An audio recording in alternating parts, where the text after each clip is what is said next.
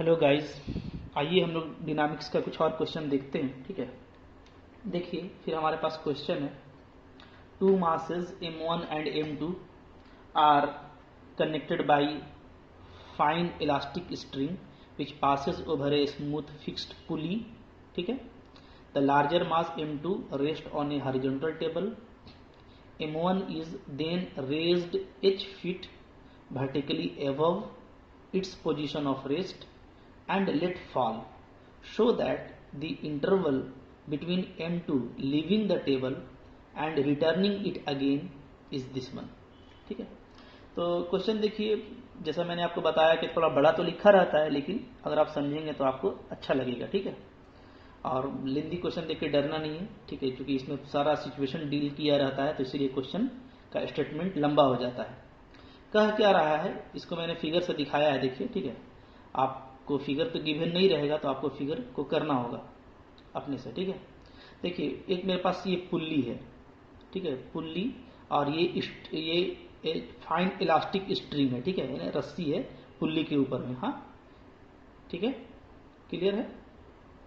तो क्लियर है, यानी ये इलास्टिक स्ट्रिंग है। कहने का मतलब है कि इसमें कुछ ना कुछ इलास्टिसिटी है। ठीक है, और अगर इसमें कुछ ना कुछ इलास्टिसिटी है तो इसका मतलब ये होता है कि इसमें जब भी ये टाइट होगा तो क्या हो जाएगा, इसमें टेंशन आपको आ जाएगा। ठीक है, अच्छा, ये इलास्टिक यहाँ पे मिस्टेक होगा, क्योंकि इलास्टिक होगा ना तो फिर हम लोग नहीं, इन इलास्टिक होगा। ठीक है, क्वेश्चन थोड़ा सुधार लीजिए, क्वेश्चन में इन इलास्टिक दिया है।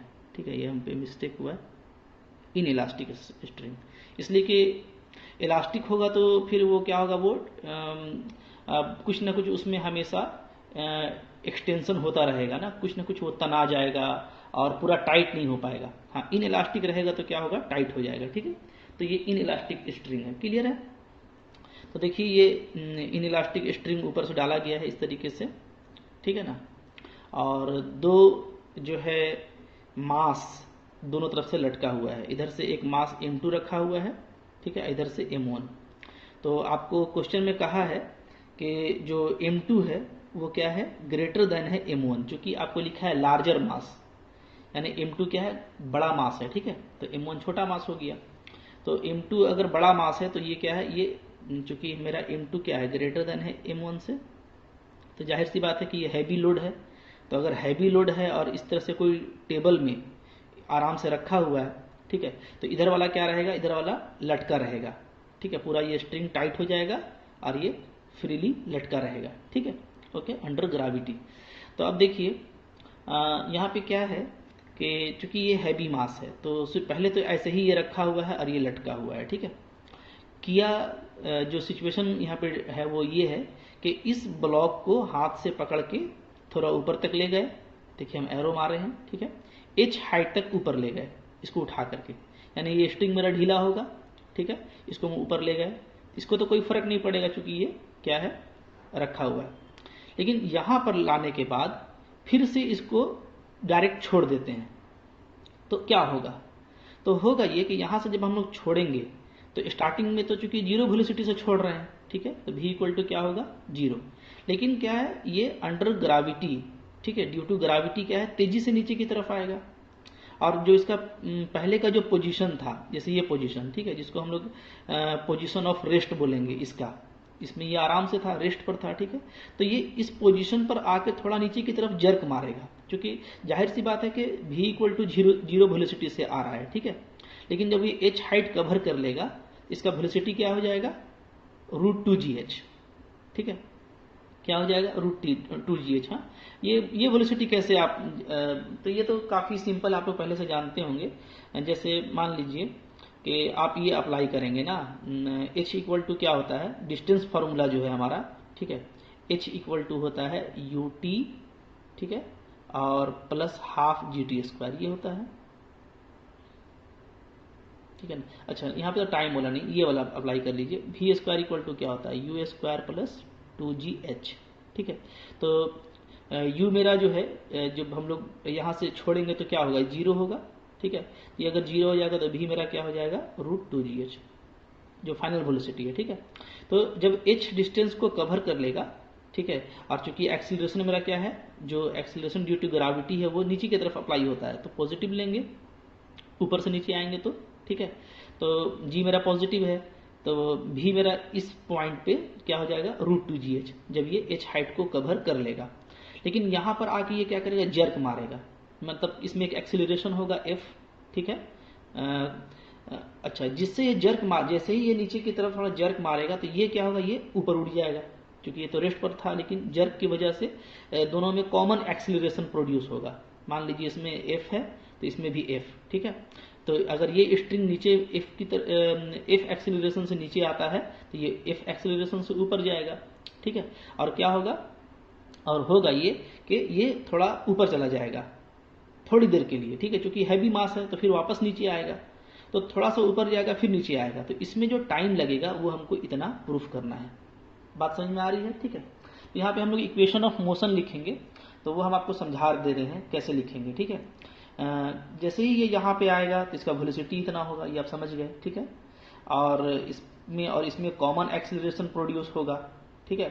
फाइनली ये दोनों रेस्ट पर आ जाएंगे, लेकिन जो कॉमन एक्सीलरेशन प्रोड्यूस होगा वो होगा f, इसमें भी होगा तो उसमें भी होगा, ठीक है। अच्छा, ये देखिए इसका जो इक्वेशन ऑफ मोशन है, तो ये चूंकि नीचे की तरफ मूव करेगा तो हम लोग इसका इक्वेशन ऑफ मोशन को क्या लेंगे, नीचे की तरफ लेंगे, ठीक है। यानी जब हम लोग f की बात कर रहे हैं तो देखिए f नीचे की तरफ है, और इसमें जो इक्वेशन ऑफ मोशन है उसमें हम f ऊपर की तरफ है, तो इसमें क्या होगा, t माइनस m2g होगा, है ना। जो टोटल एक्सटर्नल फोर्स है रिजल्टेंट वो क्या हो जाएगा, t माइनस, इसमें ये माइनस करेंगे तो हमको इस डायरेक्शन में मिल जाएगा, और इधर हम m1g में इसको माइनस करेंगे तो ये मिल जाएगा, ठीक है। अगर मान लीजिए f मेरा एक्सीलरेशन है तो फोर्स क्या हो जाएगा, mf, तो यहाँ पे m2f होगा इसके लिए, और इसके लिए क्या होगा, fm1, ठीक है। अगर एक्सीलरेशन अगर आपका f है तो फोर्स क्या होगा, जाहिर सी बात है मास इंटू एक्सीलरेशन, क्लियर है, ठीक है। ये सिचुएशन है, बस इसी से हम लोग को डील करना है और हमारा काम हो जाएगा, ठीक है। देखिए कैसे करेंगे,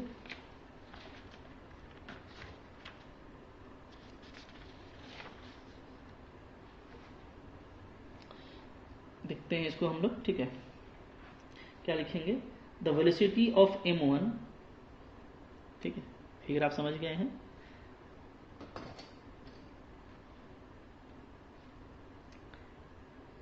the velocity of m1 when it has fallen h feet इस क्या होगा, इज √2gh, ये हम लोग दिखा चुके हैं, ठीक है, ओके। तो ये v इक्वल टू √2gh लिख लेते हैं, क्लियर है। अच्छा, एट दैट इंस्टेंट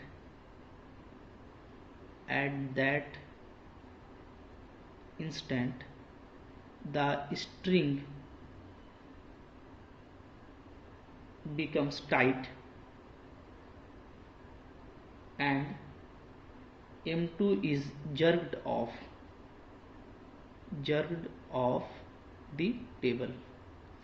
मतलब जैसे ही h हाइट को कवर करके वापस आएगा m1 तो वेलोसिटी तो ये हो जाएगा, और स्ट्रिंग फिर से पूरा टाइट हो जाएगा क्योंकि वो अपने पहले पोजीशन पर आ चुका है, ठीक है। लेकिन क्या होगा, नीचे की तरफ जर्क मारेगा तो m2 क्या होगा, टेबल को छोड़ देगा, ठीक है। अच्छा, लेट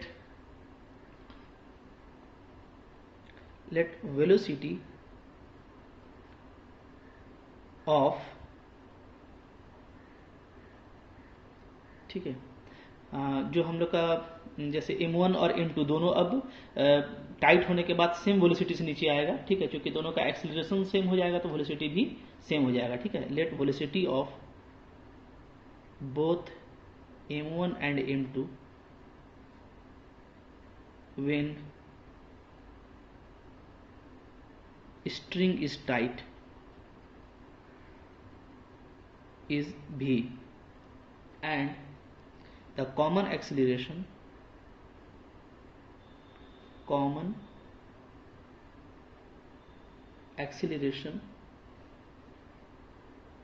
is f, ठीक है। तो कॉमन वेलोसिटी हो जाएगा और कॉमन एक्सीलरेशन हो जाएगा, ठीक है ना, जैसे ही स्ट्रिंग वापस दोबारा टाइट होगा, ठीक है। तो क्या होगा, तो बोलिए, therefore by conservation of linear momentum. पहले लीनियर मोमेंटम को देखते हैं हम लोग, ठीक है। तो क्या होगा बताइए, इनिशियल जो हमारा लीनियर मोमेंटम है, इनिशियल लीनियर मोमेंटम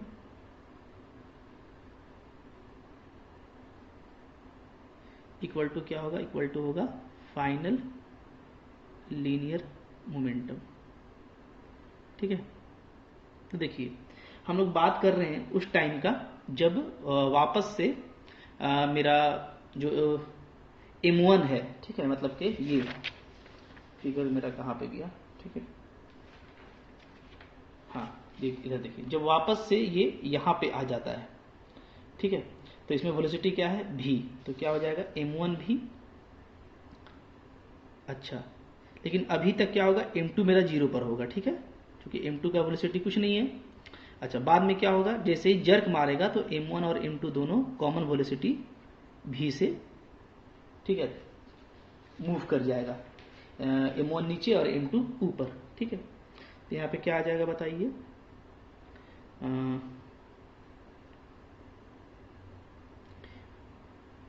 अच्छा ये दोनों फिर भी हम लोग ले लिए, तो ये छोटा भी ले लेते हैं, इसको कैपिटल भी ले लेते हैं, ठीक है ना, ये कैपिटल भी, ओके। अच्छा, तो ये भी कितना है, ये देखिए ऊपर में √2gh है, तो यहाँ से हो जाएगा m1 √2gh equal to m1 plus m2 capital भी, ठीक है। तो यहाँ से कैपिटल भी का वैल्यू निकल जा रहा है, क्या आ जा रहा है बताइए, m1 √2gh by m1 plus m2, ठीक है, क्लियर है। अच्छा, अब देखिए इक्वेशन ऑफ मोशन लिखिए, now equation of motions are, ठीक है, किसके लिए, पहले लिख रहे हैं हम फॉर m1, ठीक है, m1 के लिए लिखेंगे, ध्यान दीजिए क्या हो रहा था, m1 मेरा नीचे आएगा और m2 मेरा ऊपर जाएगा, ठीक है, ये m1 है और ये m2 है, ठीक है। तो इसमें क्या होगा, m1g minus T resultant force equal to m1f, ये जो मेरा इफेक्टिव फोर्स है, ठीक है। तो क्या होगा बताइए, तो हो जाएगा m1g minus T equal to m1f, ठीक है। अच्छा, फॉर m2 के लिए क्या होगा, m2 के लिए हो जाएगा, उल्टा है ना, ऊपर जा रहा है, t minus m2g is equal to m2f, ठीक है, ओके। इन दोनों को ऐड कर दीजिए, इन दोनों को अगर ऐड कर देंगे तो टी मेरा कैंसिल हो जाएगा, ठीक है। तो क्या आ जा रहा है, m1 माइनस m2 जी यहाँ पे ऐड कर दिए, ठीक है, एडिंग, तो ये आ जा रहा है आपका m1 प्लस m2f। तो जो कॉमन एक्सीलरेशन है उसका वैल्यू मेरे को आ गया, ठीक है, क्या आ गया बताइए, देयरफॉर f आ जा रहा है m1 माइनस m2g और बाई m1 प्लस m2। अब आपको देखिए कॉमन एक्सीलरेशन भी मिल गया है और कॉमन वेलोसिटी भी मिल गया है, ठीक है ना। तो इन दोनों का भी यूज कीजिए, तो आइए इन दोनों का यूज करते हैं, ठीक है। तुम लोग क्या लिखेंगे,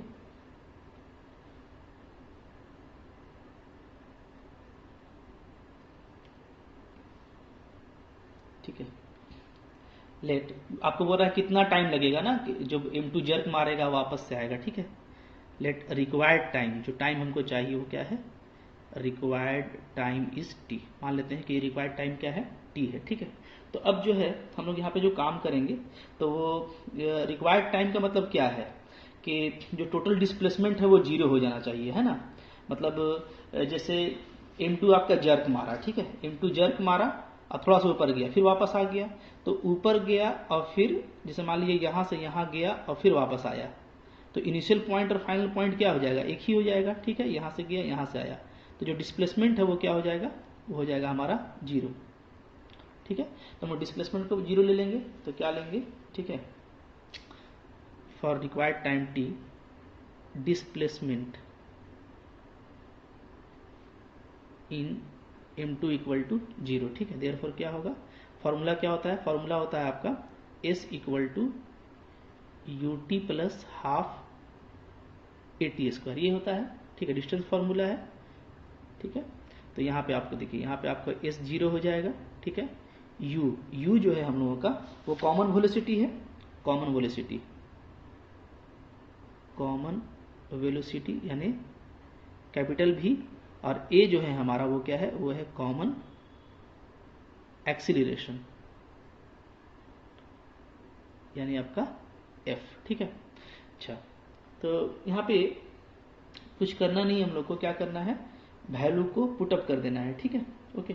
लेकिन ये आपको ध्यान देना है कि F जो मेरा एक्सीलरेशन का जो डायरेक्शन है वो क्या होगा, वो होगा मेरा, ठीक है, क्योंकि हम लोग जो F निकाले हैं तो F हम लोगों का जो वैल्यू आया है, ठीक है, तो डिस्प्लेसमेंट जैसे जीरो कब हो जाएगा, जाहिर सी बात है जब मेरा रिटार्डेशन होगा यहाँ पे, है ना। अगर एक्सीलरेट करेगा तो डिस्टेंस बढ़ता है, तो रिटार्डेशन लेंगे तब हम लोग क्या लेंगे, जीरो लेंगे, ठीक है। तो यहाँ पे F माइनस एफ लीजिएगा, क्लियर है, ठीक है। तो क्या हो जाएगा, this implies zero is equal to capital VT minus 1/2 FT square, ठीक है।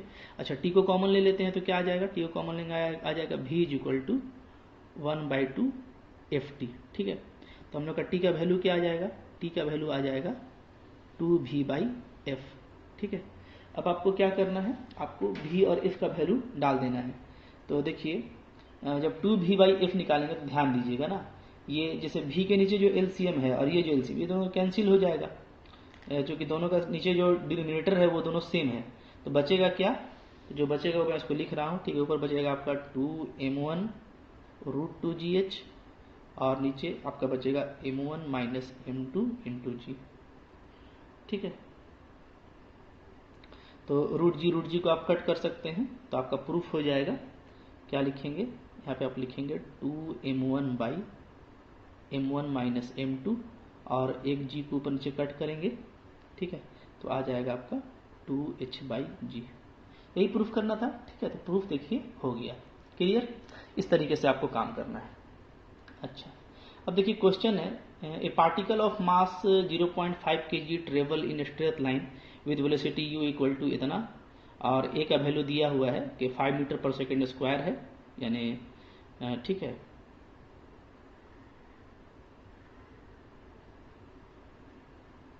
ए कोई कांस्टेंट है तो ए का वैल्यू 5 दिया हुआ है, ठीक है। बोलता है what is work done by the net force during its displacement from x equal to 0 to x equal to 2 metre, ठीक है, ओके।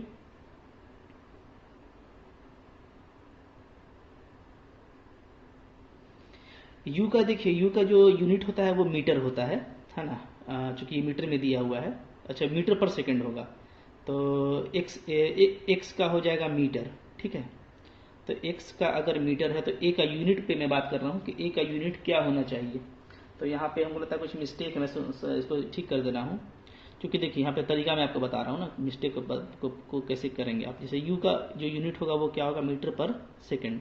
तो u आपको दिया हुआ है a इंटू एक्स, x है मतलब x ये आपका हो गया डिस्टेंस मीटर, ठीक है। तो मीटर पर सेकेंड के लिए ये क्या होना चाहिए, a।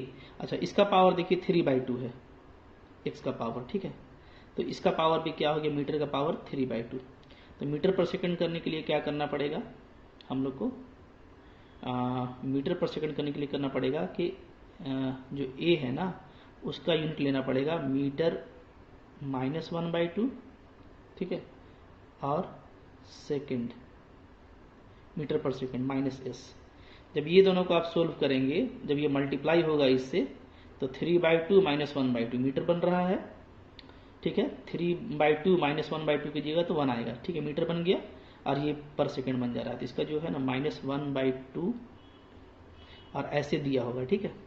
वो बिल्कुल यही दिया होगा जो मैं लिख रहा हूँ, वो यहाँ पे मिस्टेक से लिखा हुआ है, ठीक है। तो अगर ये ऐसा कुछ दिया हुआ है तो इस पर आपको टेंशन नहीं लेना है, ये ऐसा ही कुछ देगा ताकि यू आपका मीटर पर सेकंड बन जाए। कुछ और देगा तो फिर वो बहुत लफड़ा होता है, ठीक है। इसलिए आपको इस तरीके से देगा। तो क्या दिया है, 5 मीटर माइनस 1/2, मीटर का पावर माइनस 1/2 और s -1। तो ये जब इसमें मल्टीप्लाई होगा तो u क्या आ जाएगा, मीटर में आ जाएगा, ठीक है। तो ये एक नॉलेज का बात था जो आपको हम बता दिए। अच्छा, अब देखिए यहाँ पे, देखिए यहाँ पे गिवन क्या है, गिवन है, काफ़ी सिंपल क्वेश्चन है, ये छोटा क्वेश्चन कभी आ सकता है। m 0.5 kg है, ठीक है, और वेलोसिटी आपका दिया हुआ है ये u इज इक्वल टू क्या है, a x का पावर 3/2 और a का वैल्यू फ्रेंडली रख दीजिए, चूंकि ए का यूनिट वैसा ही है, ठीक है, क्लियर। अच्छा, ये यहाँ से यहाँ तक डिस्प्लेस हो रहा है, तो आपको नेट फोर्स निकालना है, वर्क डन निकालना है ना, work done by net force, ठीक है। तो फॉर x इक्वल टू 0 अगर लेते हैं तो मेरा जो वेलोसिटी है u1 वो क्या आ जाएगा, वो आ जाएगा u1 इक्वल टू 5 इंटू 0 यानी 0, ठीक है।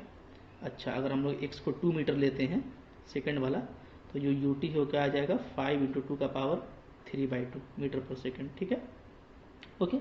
अच्छा, तो अब जो आपको वर्क डन पूछ रहा है, तो वर्क डन क्या होता है, तो वर्क डन इक्वल टू होता है क्या, increase in kinetic energy, increase in kinetic energy कहाँ से, बाय वर्क एनर्जी थ्योरम, ठीक है। वर्क एनर्जी थ्योरम हम लोग पढ़े हैं कि क्या होता है, ठीक है, जो नेट चेंज है वो एनर्जी में वो क्या होता है, वो वर्क के बराबर होता है, ठीक है। तो यहाँ पे क्या हो रहा है, मेरा वेलोसिटी बढ़ रहा है और शुरू में 0 था, तो यानी इंक्रीज होगा काइनेटिक एनर्जी में, ठीक है। तो यही मेरा वर्क डन हो जाएगा।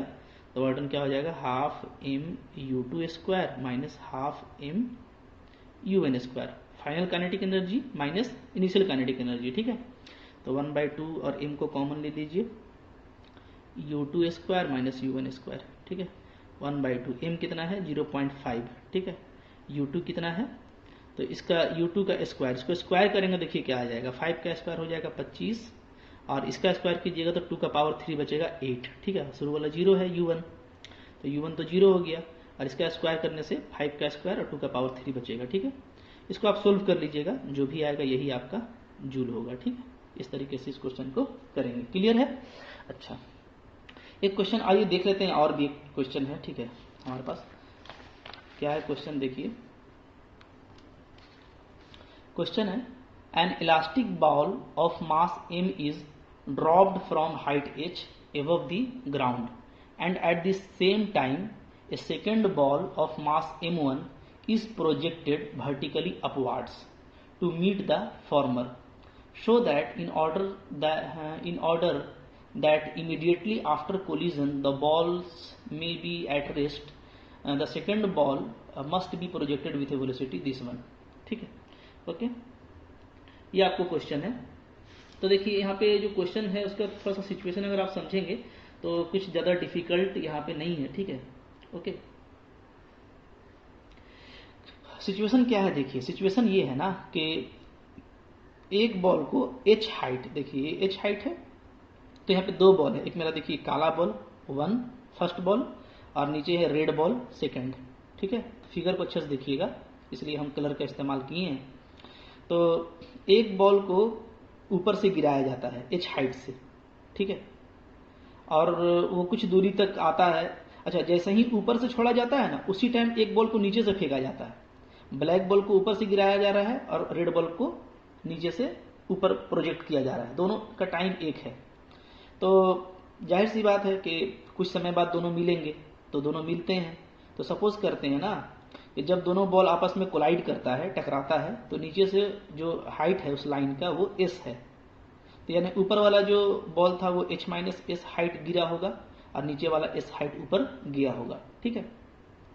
तो कह रहा है कि अगर कोलिजन के इमीडिएटली बाद दोनों रेस्ट पर आता है, यानी दोनों का डायरेक्शन खत्म हो जाएगा, ठीक है, तो वेलोसिटी तो रहेगा कोलिजन के टाइम में कुछ ना कुछ, उसके बाद वो लोग दोनों फिर रेस्ट पे दोनों गिर जाएगा, ठीक है। तो बोलता है कि बताइए कि ऐसे कंडीशन में, ये कंडीशन तब पैदा होगा, ठीक है, यानी V1 और V2 जो है आपस में टकरा कर खत्म हो जाएंगे जब जो नीचे वाला बॉल है उसको इस वेलोसिटी से फेंका गया हो, ठीक है। तो है आसान क्वेश्चन, देखिए इसको हम लोग कर लेते हैं, ठीक है, ओके।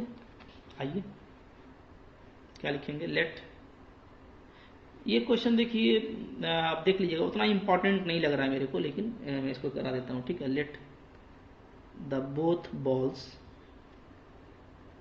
1 and 2, ठीक है, meet at a distance s up to ground level, ठीक है। ग्राउंड लेवल जो है उससे मान लेते हैं कि इस हाइट ऊपर दोनों मिलता है, ठीक है।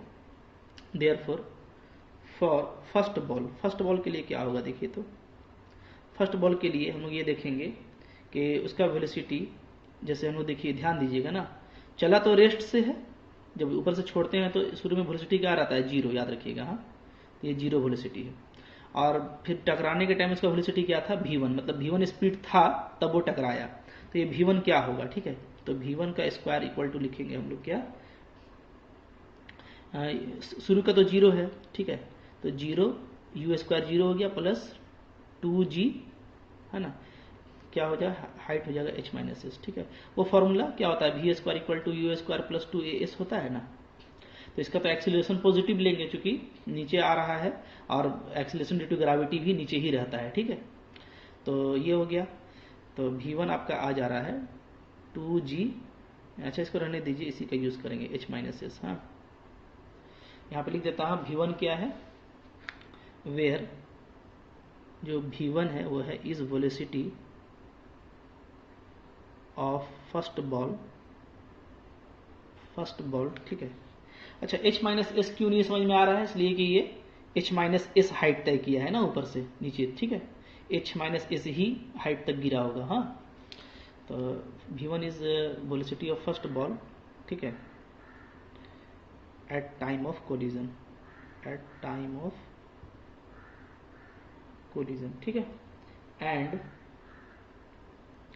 फॉर सेकंड बॉल के लिए क्या बनेगा, इक्वेशन ऑफ मोशन, तो यही फॉर्मूला लगाइए जो भी हम लिखे थे, ये v square u square plus 2s। इसका इनिशियल यू स्क्वायर है, लेकिन एक्सिलरेशन इसका देखिए निगेटिव होगा, क्योंकि एक्सिलरेशन ड्यू टू ग्रेविटी हमेशा नीचे रहता है, तो ऊपर लेंगे तो निगेटिव लेंगे, ठीक है। तो क्या हो जाएगा, तो हो जाएगा आपका v2 का square is equal to u square minus 2gs, और ये चूंकि s हाइट तय किया है, ठीक है, कोलिजन पॉइंट पर, और g मेरा माइनस में, क्लियर है, क्लियर। तो इसको हो गया आपका 2, वेयर जो आपका v2 है वो क्या है, is velocity of second ball at time of collision, ठीक है, ओके।